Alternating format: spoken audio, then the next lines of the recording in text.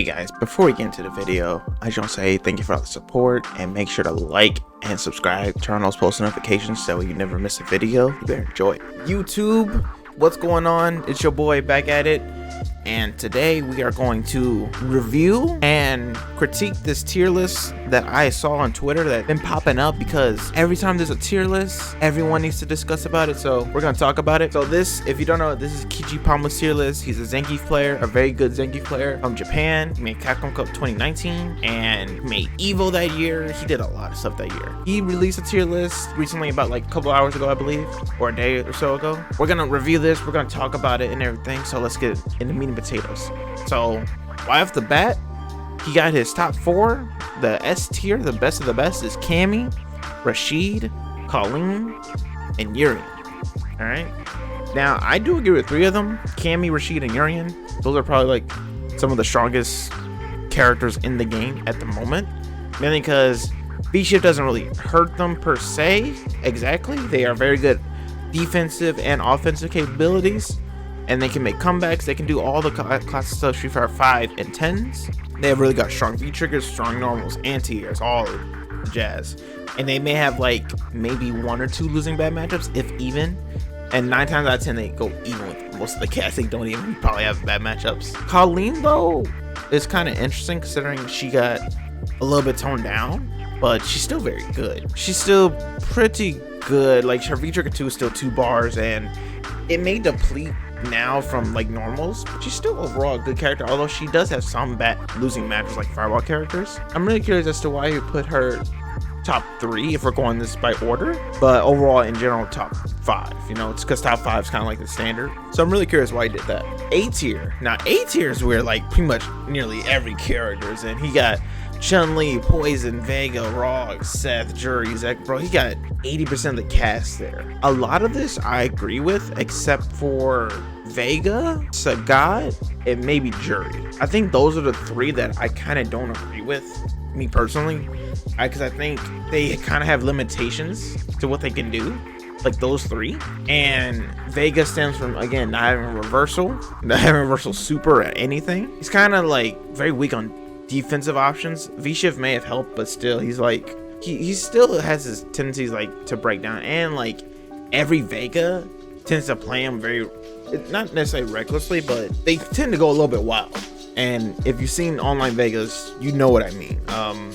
Vegas can go ham. Sagat, I feel like Sagat got better, but he's still not like, he's threatening if he gets his game plan going, that's for sure. But it's like, if you stop him, what does he have left? Like, I'm not necessarily really afraid of Sagat once I have him in a corner and I have him jailed and everything. It's kind of like cool, because if he gets out anyway, it's either a jump in or you can check his dash. His dash is quite slow. You can't really like EX Tiger Knee unless you like space it like almost perfect. I just don't see Juri. I think Juri is just like a solid character. I don't think she's A. Maybe if this is ordered, I could maybe see if you can try to say A- at best. I just can't see it. I just can't. I just can't. I think she's like that. Like, bro, if she gets like that one juicy like good patch for her, she'll be A. But I think she's just like straight up just that B, just B plus. I'll give her. You could probably defend her A- if you're a up player as hell. Poison should be up here. Poison's very good this season. Karen's very good this season. Yeah, so those 2 should go up, in my opinion. I think everyone else is okay. Zeku probably can be up here, this order. But yeah, I think some of these characters are like top 5 characters to you. We ran into so many freaking Ken's busted and everything. And then you run into East Coast where it's like nothing but Poison, Laura, Karen, all that. You have different opinions, but B tier, he's got, you know, his Geef, Dan, Nash, Gil, Blanca, Cody. A lot of these characters I could see being B tier. I will forever put Dan like bottom of the barrel. I do not care. Like, even if I get beat by him, I'm like, bro, I still think Dan like is really bad because he commits to so much and everything. And Dan players play very well. I feel like if you have to play well to win, I feel like it's not really an effective strategy with a character. I think everyone else is all right per se, comes to like B tier, except maybe Gil. Yeah, Dan and Gil probably move down. When I ever run into them, I'm never really afraid.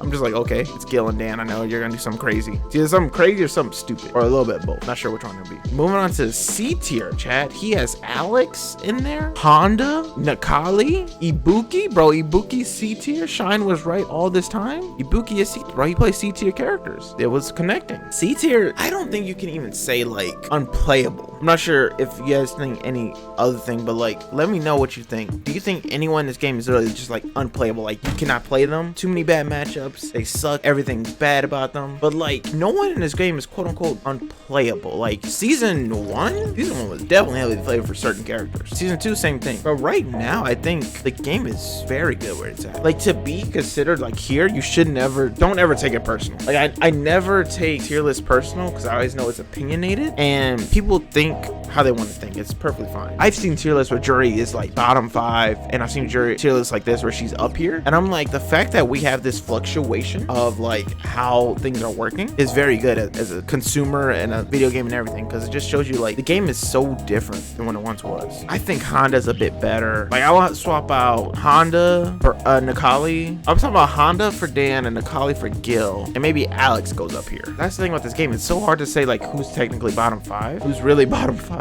And I don't know why my man has Mika down here, bro. This is, when I saw this, I had to I had to take off my glasses, wipe them, rub my eyes, drink some water, and be like, I beg your pardon?